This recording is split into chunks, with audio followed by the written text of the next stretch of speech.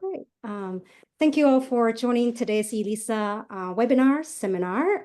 Today, we're very delighted to have Pete Brink to give us a talk on the criteria and process for evaluating open source documentation.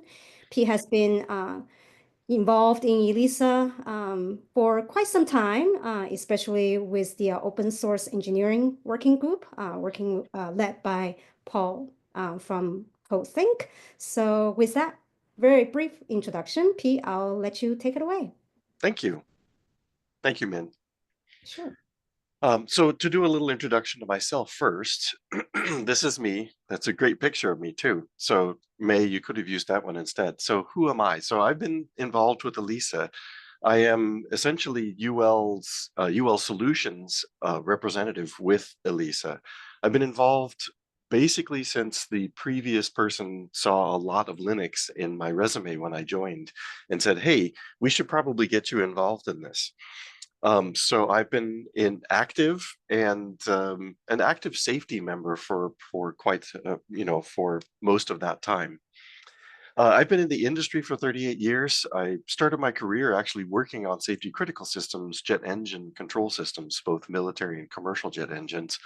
And then I went on and it was the advent of the internet, so I did a whole bunch of embedded communication systems.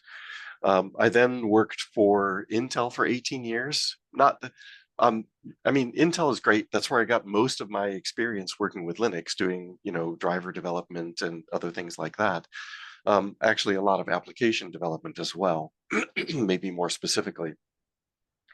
But the notable things at Intel, two things. One, I led the development of a software engineering curriculum when I was there. And that was, we had like 40 people. We created 40 classes. And it was coincident with the release of the software engineering body of knowledge. Let's see, what else? I was also Intel's lead for their 2015 Consumer Electronics show for ADAS. So I then left Intel. I moved to Portland, Oregon, which is where I am now, and was director of engineering for a small company focused on creating a software infrastructure to enable autonomous driving. Little did I know at the time that is now called an SDV. So this is in 2016. We were already theorizing and developing what eventually was going to be called that. So if people have questions about that, I can certainly, delve into that probably during another presentation. That really didn't work. I learned that automotive and startup doesn't really work unless it's, open source type of work. So I worked for an industrial laser company where we also did use safety standards. And then when the opportunity to join UL came up, I jumped at the chance, and I've been here about 5.5 years now. So I started with ELISA almost as soon as I joined with UL. The last bullet there, I'm actually wearing my ABET jacket. I don't know if anybody can see it. So ABET is the Accreditation Board for Engineering and Technology. And it's the organization in the US that goes and evaluates university level engineering programs. So I am specifically a software engineering program evaluator for ABET. And I have now visited 7 universities to evaluate engineering programs. How did we get here? So when I first started with ELISA, there were a variety of white papers that were being proposed to be included on the ELISA website. And certainly there were questions about the legality and the type of information that was being presented. But I asked a specific question. I said, what criteria did you use to evaluate it? And I continued asking that question, and nobody really had any answers. And so eventually, as part of me asking those questions, asking that specifically, what methodology did you follow? What criteria did you use? Paul Albertella, the leader of the open source engineering process working group for ELISA, basically turned it back on me and said, well, if you're so fixated on criteria, then why don't you come up with some? And I said, Paul, that's an excellent idea. Why don't I do that? The complicated part in that whole thing is really, what criteria should we use, and how do we come up with a set of criteria that are flexible enough to be able to, one, allow people to pick and choose and provide a viable process? Because there are a whole bunch of things that we really want to evaluate the documentation for. And there's a whole bunch of things that we want to keep that documentation around for. So the criteria then become kind of key in performing that evaluation, but also the process that we use as well is important in that. And so I would cover both of those as part of this webinar, as part of this presentation. So let's look at the criteria. And just so everybody knows too, there is a GitHub, there's a, it's called WG, OSEP WG or WG OSEP is the name of the repository. And it is now the document, this document itself has actually been moved to main in that. So if you pull the repository, you should get the markdown version of all of this. And it, I am freely and happily open to people making suggestions or modifications with regards to how we go forward, because certainly whatever we have in there has been reviewed, but it's also just from my mind. And I think honestly that anybody who is interested in this that can provide feedback and you know, maybe we use these criteria to evaluate this document itself. This will only get better, because as we expand upon the criteria that we have listed and we look at different safety critical targets that or safety critical environments or industries that we work with, it will adjust. It will allow us to create different types of categories of criteria that we can use for that evaluation. So as we say here, choose from this list. It doesn't mean that all of these are going to be applicable for every single project, and certainly that won't be the case. But also, it does. These are guide words. These are guidelines with regards to how to go through and do that evaluation. Now, I'm going to go through them. I don't want to specifically belabor the evaluation of each and every one of these criteria, but if there are specific questions about them, the information here is really intended to give you some clarity on what we mean, but when we talk about each one of these things. So like the first one right here where it says clear, the documents must be unambiguously clear to the intended readers. We say that intentionally because when we look at a given document and it's being produced, and if it's about the Linux kernel, for instance, if we can't give that document to anybody. So there's an expectation on the part of who the readers are going to be, and that there's an expected level of knowledge that is included as part of this evaluation. So that is a very clear criterion that we can use for that evaluation. It needs to be comprehensible. This may mean just from the words or the verbiage that you use, but certainly it's that the people that the targeted audience is able to understand what the author is trying to say.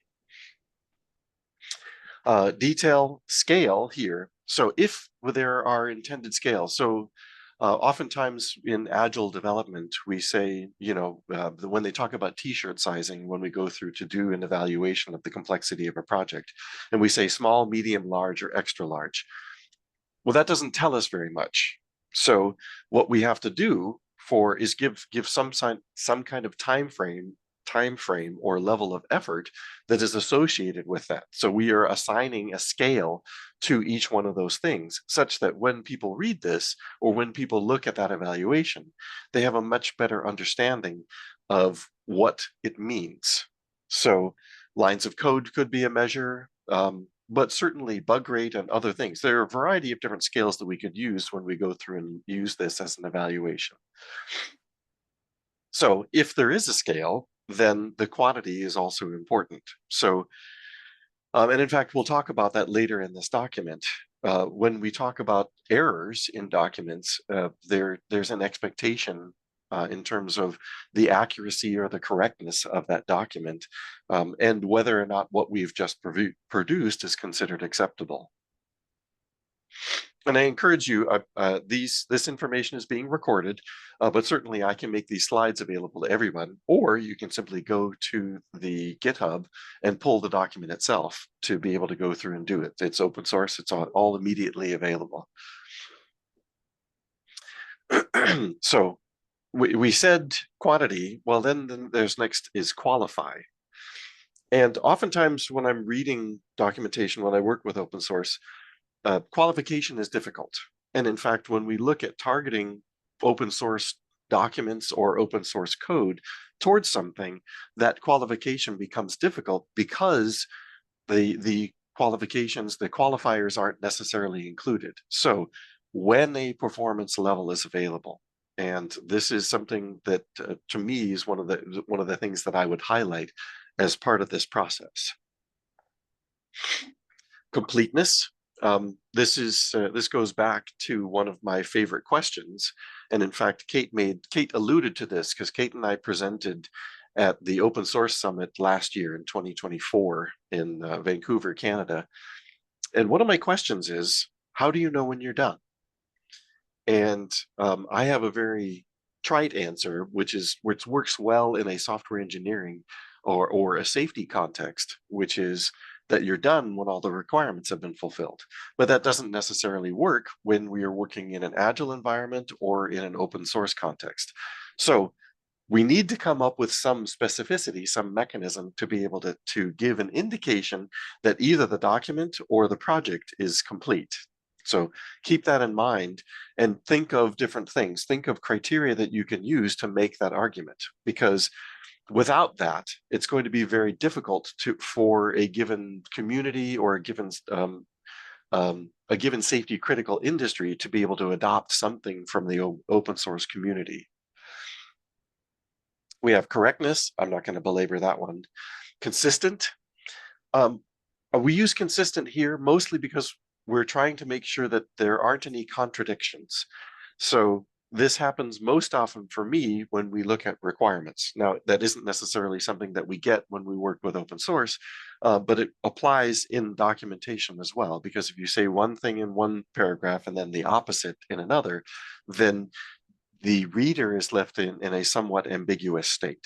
So the consistency, striving for consistency is very important. Are there any questions? I thought I heard a mention there. I guess not. Please go ahead and raise your hands if there are any questions. Verifiable. So this leads me to another thing, because when we talk about verification and validation and things like that, in a typical process context, verification is basically a demonstration of adherence to process, so that we have different checks throughout the development lifecycle that demonstrate that each one of those phases has been completed correctly. It does not mean that one has to be done before the next one is started, because we can do them iteratively. And in fact, that's my expectation, is that you are going to do that. And then validation is something that we perform at the end to demonstrate that we actually that we built what we set out to build.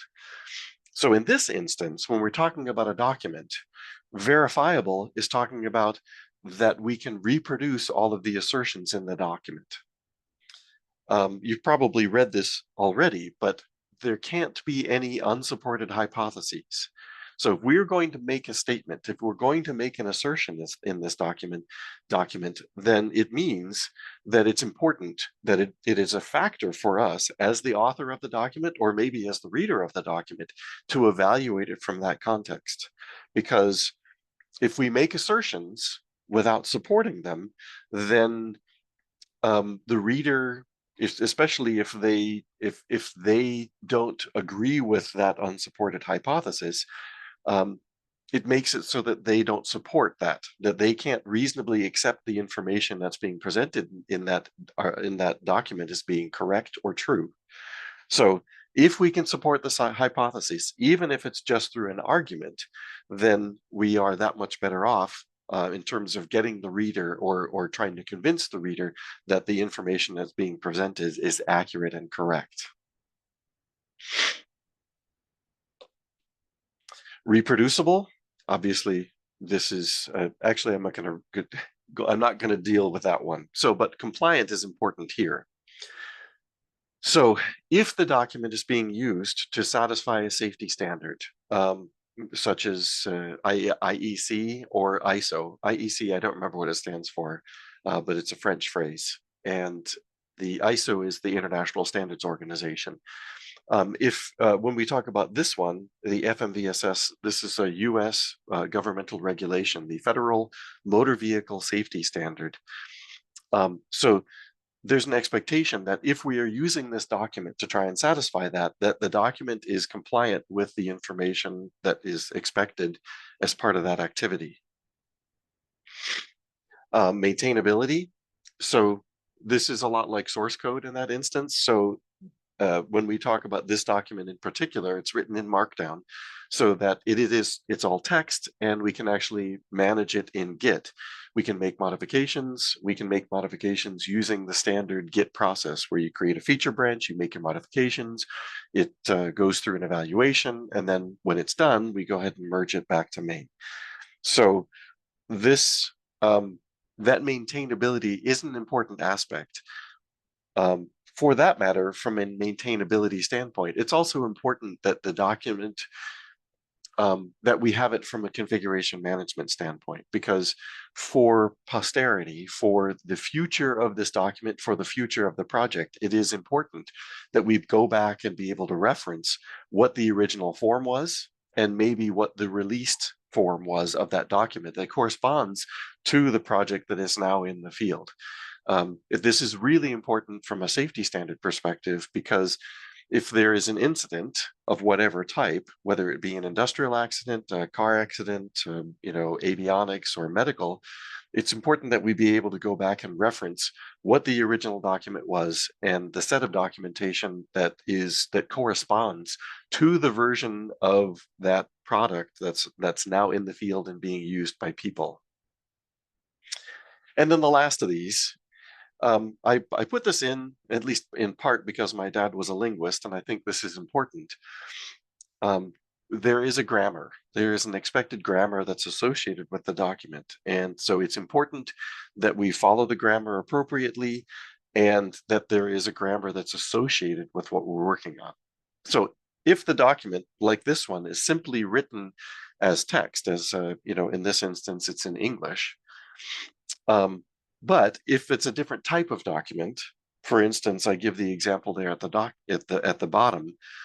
If we're doing a requirements document, then it would be good to select a grammar, a syntax that is associated with it. So I give the example here of ears.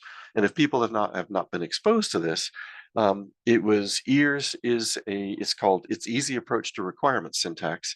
And it was created by Alistair Maven, who worked for Rolls-Royce. And it was created in about 2009.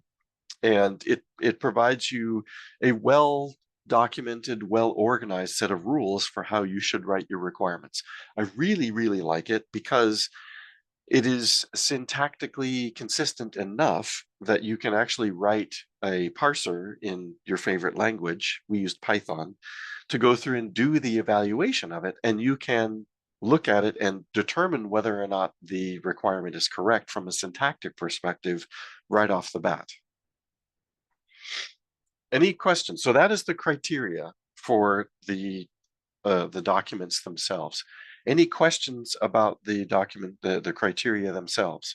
And certainly if you have further or other criteria that you think should be included, then by all means, go ahead and put them in the chat, or ask a further question, or, create your own feature branch and make modifications to the document itself in GitHub. Okay, so the next is metadata. And I have to give Kate credit here, because this, to me, I don't know that I would have considered it, at least originally, but the metadata actually becomes very, very important from a configuration management standpoint, and from a traceability, and maybe more specifically from an SBOM standpoint. So we're going to look at the project from the perspective of what set of documentation, what set of criteria, what set of code do we have to be able to release this project appropriately. Then there's going to be an associated set of criteria for the document itself that we can use that aren't necessarily part of what we used to evaluate that document. In this instance, I included this document in, rather, this set of metadata in the document itself. Now, it doesn't necessarily have to be in the document, but because this arguably, some of this information does come from the configuration management tool that you're using. And certainly the versioning, the universal ID, and then anything related to the header information could arguably be associated with the SBOM itself rather than being deliberately incorporated into the document. But that's why this information is here, so that once again, once the project's been released, once we've created the blob that is the released set of information that includes all the documentation and all the source code, that we have all of this correlating or corresponding information so that there is a certain amount of traceability. So we can say this source code corresponds to this major and minor version of this document. And here's the title, and here's the author, maybe more specifically, along with any and all contact information for that author. I make mention here of the lead reviewer and the reviewers, and certainly the date as well, because as part of the process for the evaluation, then that's something that we want to keep track of. We want to know who the reviewers were and what the feedback that they gave for all of this actually was. So with that, we lead into the review process. So I tried to look at this as, for lack of a better term, a state machine. So we have entry conditions. Before we can enter into a review for the document itself, we want to make sure that we have some mechanism to be able to effectively make references. I'm critically aware of this because as in my job as a safety engineer working for UL Solutions, I do a lot of documentation reviews for different clients. I'm looking at requirements, I'm looking at architecture documents. I don't usually look at source code, but certainly I look at design documents and process documents like configuration and change management. If, as part of that review, there isn't any effective mechanism for me to point back and give effective feedback, then I'm left with, on page 5, paragraph 3, third line, which of course varies according to how it's being rendered on whatever screen you're using. And it makes it very difficult to be able to do that review. So in this context, this is part of the reason, once again, that I chose GitHub and Markdown, because then it makes it very easy. One, because GitHub actually allows you to go through and make deliberate references at specific lines in the file itself, but also it's enumerated. So we can say in a generic context, lines 6 through 10, these are incorrect, or we would like to change the documentation here. And in fact, when you look at it, if you're reviewing a document in Word, for instance, we can do the same thing. You can actually turn on line numbers and be able to make references like that. But if you don't have line numbers turned on, heading numbers also work quite well in that instance. Make sure that you have change tracking turned on. We want to know what the changes were. We want to know why the changes were made and what changes are being incorporated as part of all of this.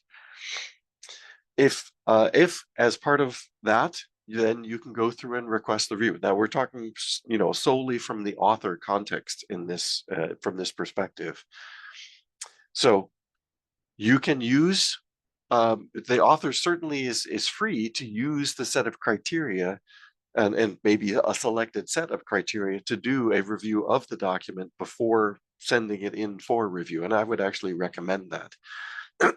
The author needs to make sure that the file metadata and the file header metadata are all fixed, are all set in that context. And then, and this is up for question, and I'm certainly open for input on this one, but to go through and select the review lead for this process. Now, we had some discussions about who the review lead should be, because once again, when we go back to the very first criterion that we had listed there, the clear, we want to make sure that the people doing the review and the review lead has sufficient knowledge about the target, the target document in question, to be able to do this review effectively. And so I actually believe Florian is on the call right now. Florian suggested that there, or maybe it was Paul, but one of them suggested that we have a list of people that are approved reviewers as part of this. Now, I've not documented what that approval process might be, but certainly you want to pick people who are knowledgeable enough, but also will review the document with an appropriate level of scrutiny and give you good feedback. I've been in the position of creating documentation for clients as well. And when they review and they give you feedback, so I'm critically aware of how bad feedback actually looks. If you're going to give feedback, make sure that the feedback is clear, it's concise, and it expresses exactly the changes that you would like to see made as part of this process. So we go through and select so the next step in the process for the entry conditions, once the review lead has been selected, he's going to go through and reform and select the reviewers, and then inform the reviewers of which of the criteria that we're going to use. We want to have a completion date. We want to have the document under review, and then select an acceptable defect rate. Because arguably, if when we finish the review, the defect rate is too high, then that really means that the review isn't done yet, that the document is not done yet. It needs to go back to the author for updates and corrections instead of being called complete. The review process is basically to go through and perform the review according to the criteria. We have example violations. Now, I borrowed these from a customer that I worked with because what it allowed us to do was actually have a single letter for each of the different criteria that each of the different violations that we had observed. So critical, severe, minor, observation, question, and not applicable. So if we look at something and we decide that one of the checklist items that isn't relevant, then certainly we just mark that as N.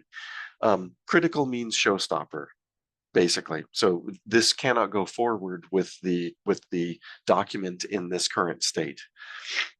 You're free to choose whichever criteria you want. Just make sure that you have an appropriate, that it's documented as part of whatever review process that you are going through and selecting. And this is what I'm putting forth as an example that people can use for how they do the evaluations.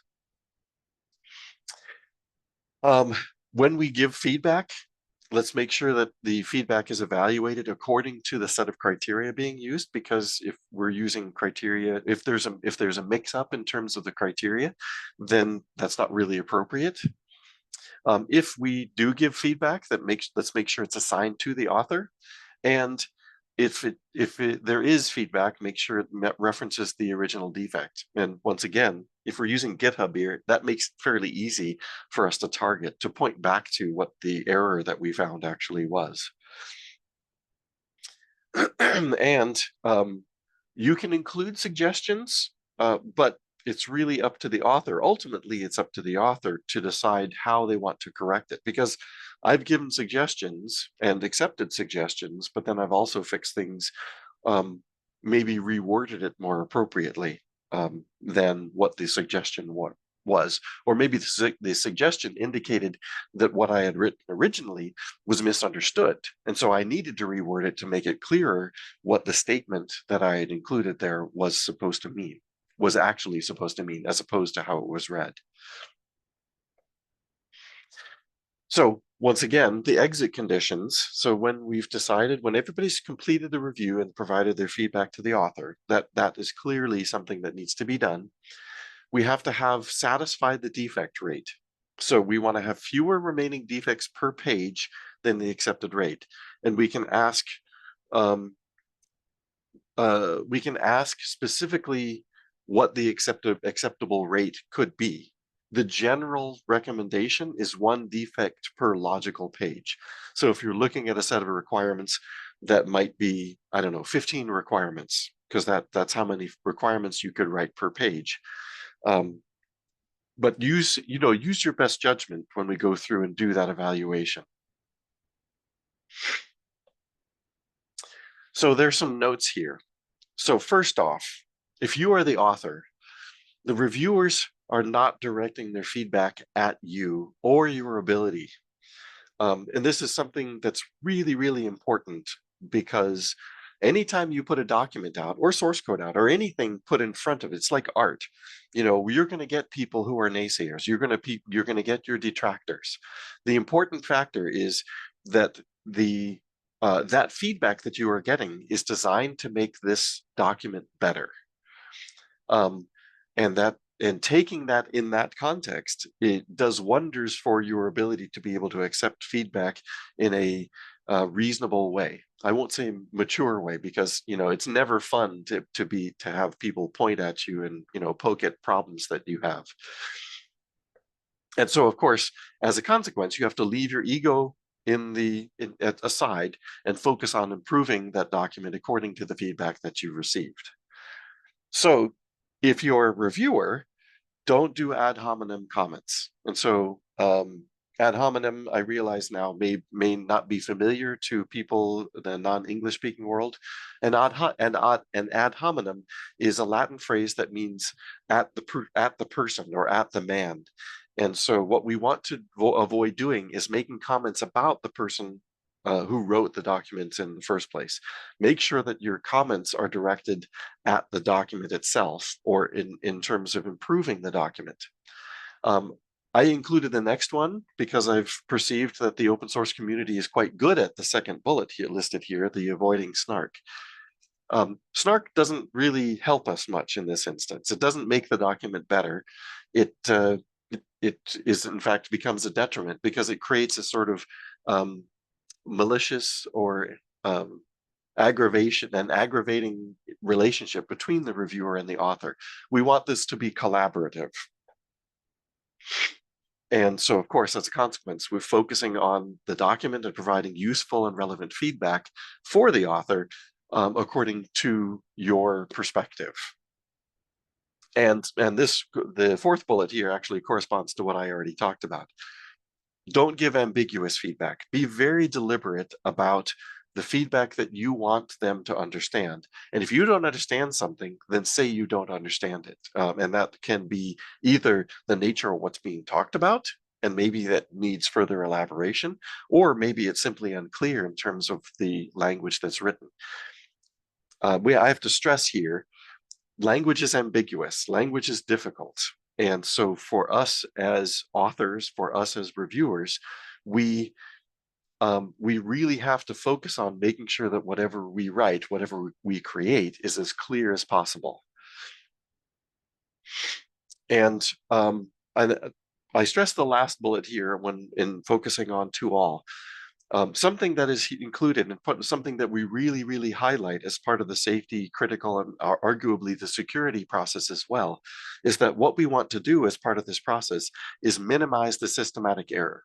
Because if there are errors in any of the documentation that we create, it means those errors in the documentation can potentially translate into errors in the code. Or if you're documenting existing code and there's an error in the documentation, it may mean that there's an error in the code already. So it's a mechanism whereby we can go through and ascertain what the problems might be and work to correct them. And I stress collaborative in this instance. So the last topic, I'm not going to belabor these because really you can go through and read them, but I included a checklist which basically goes through and looks at each of the different criteria and asks a question that these are essentially guidelines that the reviewers can use to go through and ascertain whether or not that criterion has been fulfilled. So in the first instance, when we talked about clear, we say, is the document unambiguously clear to the target audience? And if it is not, then this reference gives a mechanism. Let me turn my laser pointer on. I can finally do that. This location then, so obviously GitHub allows us to show what the location is immediately, but certainly if that reference exists multiple places in the document, then we can make references to all of them. We can give our rating. We can say critical, severe, minor, observation, question, or not applicable. And then provide that feedback, provide the comment that tells us what what information we wanted for the author to know as part of that review process. And there are some notes here that I have included. The checklist as a document is unnecessary if the feedback tracking is being performed in something like GitHub, although certainly the guidelines are still useful, and certainly the guidelines in terms of the questions that they ask, and maybe looking at the set of questions that they ask before you do the review allows you to go through when you're doing the review and keep those questions in mind and target those as part of the things that you will consider. The purpose of the checklist is to have a record of who reviewed it, what the defects were, and if the defects were corrected in any updates. And finally, at the end of the whole thing, we have a demonstration that we've fulfilled the exit criteria and have essentially satisfied the review as part of this process. And I think that's it. Oh, right. There we go.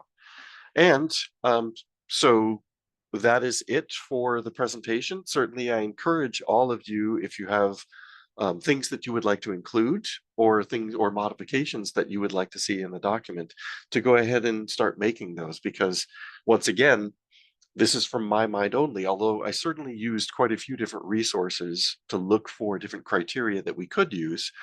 And if there are suggested additions or modifications, then by all means, let's get those included.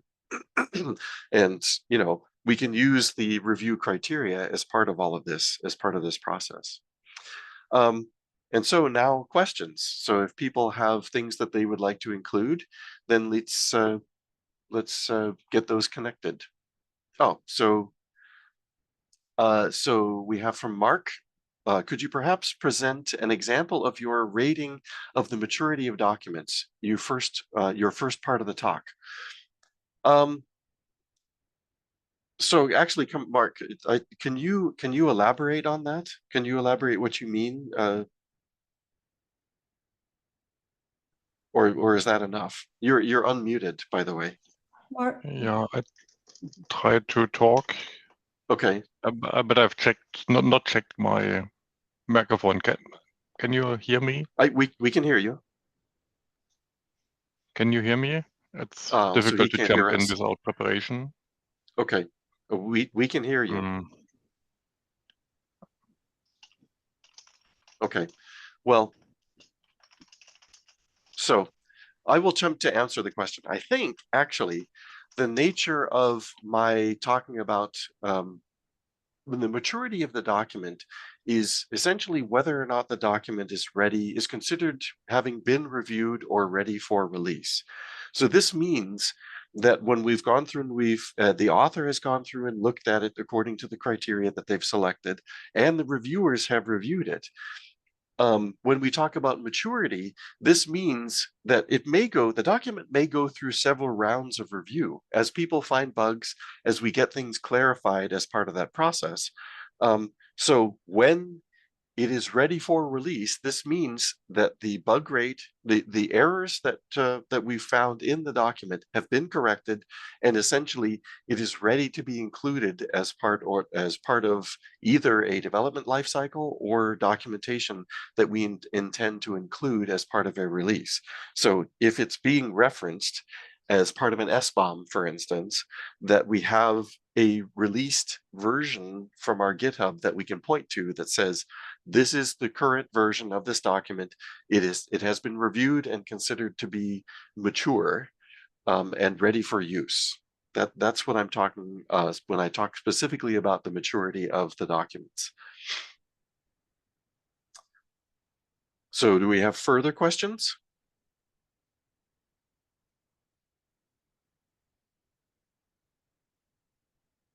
Okay.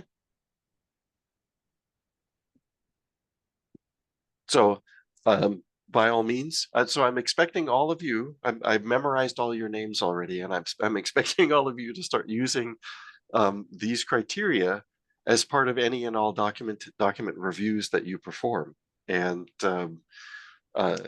certainly it's available, and I'm online. Certainly, let's put it this way. You can reach me at peter.brink@ul.com, and I will actually type that into the chat here so that if people have further questions. I've got one more for you, Pete. Okay. Is there any good tooling out there for tracking these things as one's doing them that you've seen in practice? So say that one more time. Is there any good tooling out there for, as people are doing reviews, for basically, catching this information? Or is it pretty much, okay. Go for that? Or is it pretty much, keep the checklist in front of you and think about it as you go along? I'm just trying to figure out, have you seen any good tools and so forth to help enforce some of these best practices? So I don't know that I've seen a tool that enforces best practices, but I know that there's one tool in particular that I've used, which if you have a Word document, for instance. So let's think of it from the context of because a lot of people out there use SharePoint or Google Docs for their the document creation process, which are not ideal. They don't allow you to do feature branches. They don't allow you to make hypothetical modifications to a document and get it reviewed before merging it into the baseline. So something like GitHub or a traditional configuration management tool arguably works better from that perspective for these documents. However, there is another tool that I've used that is a for-profit tool, but it actually, in my mind, it's really worth it. It's called Collaborator. And it is an online tool that allows everybody to go through. So what you do is you upload your document essentially to the cloud, and it actually allows you to highlight different sections. If you have images in your document, it will allow you to tag things like images and provide feedback about those things. And it actually allows for a sidebar discussion and approval process as part of the review that you're working on. So that one for me is worth it if you are going to be doing a lot of document reviews. Especially if you have to work from something like PowerPoint or Word or Google Docs or something else like that. So, or a PDF actually as well. Fair enough. No, thank you. That's what I was wondering. Okay, I'll keep an eye open for that one. Okay. Thank you. Paul asked a question in the Q&A section, which is, have you used checklist and pull requests? We use templates with checklists pre-populated in merge requests in GitLab. I have not. And so if you have suggestions with regards to where we could elaborate this document and how to include the the checklists as part of GitHub or GitLab, then by all means, let's get that included, because that would be very useful once again. So Mark has, please provide the link to your GitHub repository. I can. I'm not at liberty because I'm sharing my screen right now, but certainly there are other people who could do that. So Paul, if you wouldn't mind grabbing that information, that would be great. So yeah, as Paul said, we can answer this. We can try this in the repository. So I answered that as well. Okay. Min, make sure you select everyone for your chats if you intend them to be seen by everyone. Okay. I don't need to read these to everyone. No. Okay, I just noticed a couple people only sent it to the panelists. So. Oh, okay. Got it. Okay.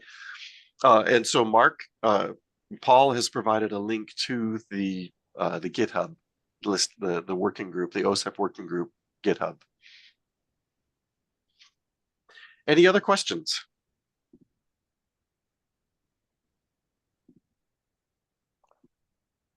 Okay, well, I thank you all for attending. I'm eager to get stuff like this included, because I think this is one of the opportunities that where we as the open source community can actually start to create the types of the type of review process and the type of documentation when as the open source community moves towards being able to be used in a safety critical or a secure environment, that this is the type of documentation that's going to be required.